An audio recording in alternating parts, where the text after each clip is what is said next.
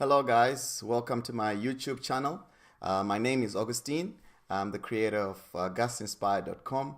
Basically, it's a blog where I write about my stories and I try to inspire people using my stories and the stories of people that have also inspired me.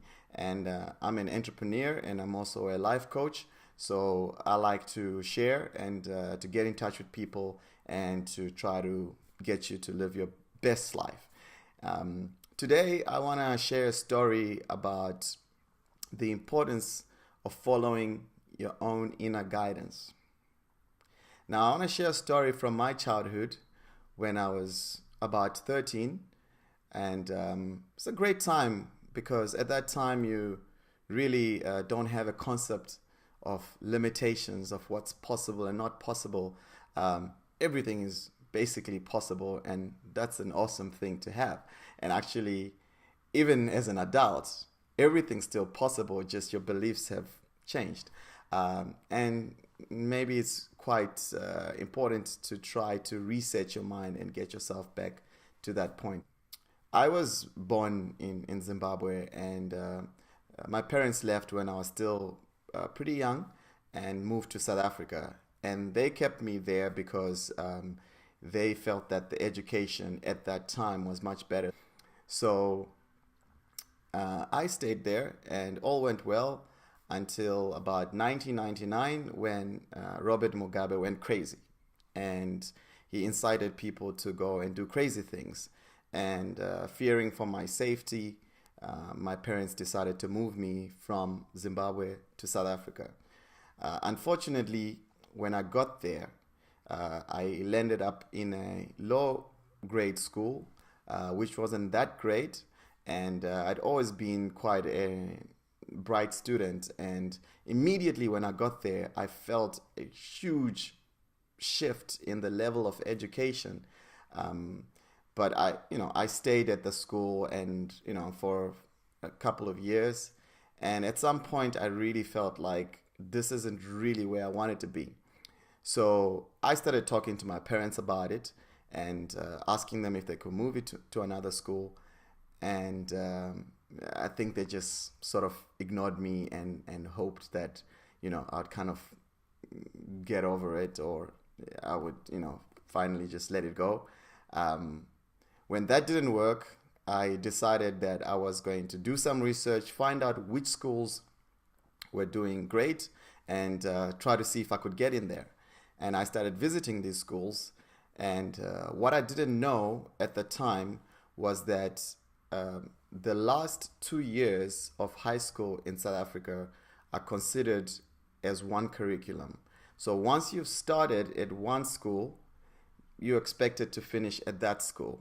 So I'd already started. And when I started going around visiting these schools, they basically told me the same thing. We are full. You've already started the curriculum. We can't take you. And that didn't deter me. I kept going from school to school to school, and I kept getting the same story. So when that didn't work, I just pretty much talked to anybody who cared to listen and just told them I wanted to go to another school.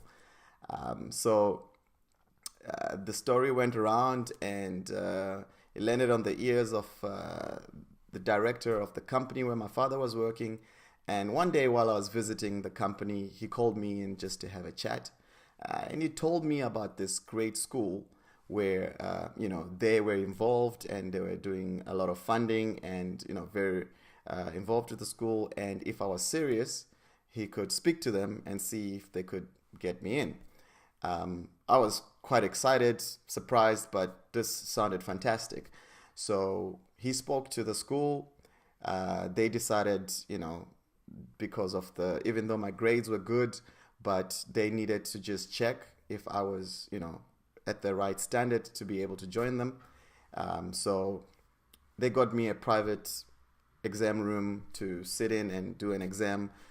All went well. And they decided that they were going to take me. I was very excited. And then it turned out that the cost of going to the school was insane. It was crazy. It probably was more than it cost in a year, more than what my father made in a year. So I was a little bit confused. I didn't know what was going on, but the director came back to me and said, "Look, we can sponsor you. You can go to the school if your parents agree." And I was expecting my parents to be quite excited by the news, but to my surprise, my father was a little bit unsupportive.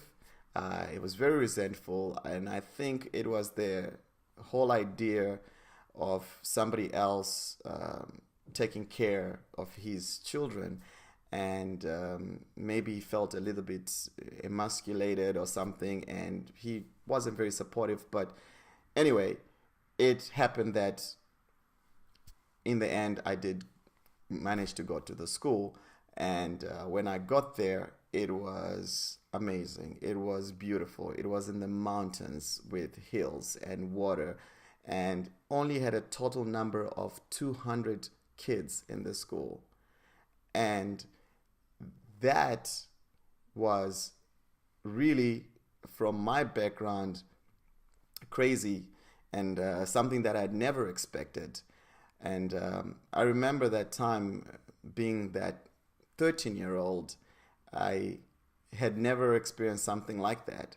And that was when I realized at that young age the importance of just following your heart and just going for something without accepting any limitations. So, being at the school really opened up a lot of doors for me, opened my mind to new possibilities. And long story short, I graduated at this school and eventually went to university. And all's good that ends well. So guys, my message to you is, if there's something you want to do, no matter how impossible it seems, or no matter how many doors get shut in your face, keep going. Just believe. And if the dream is big enough and you're passionate enough, don't let anybody stop you. Go for it, do it, and you can achieve it. So I hope that inspires you guys. That's my story for tonight.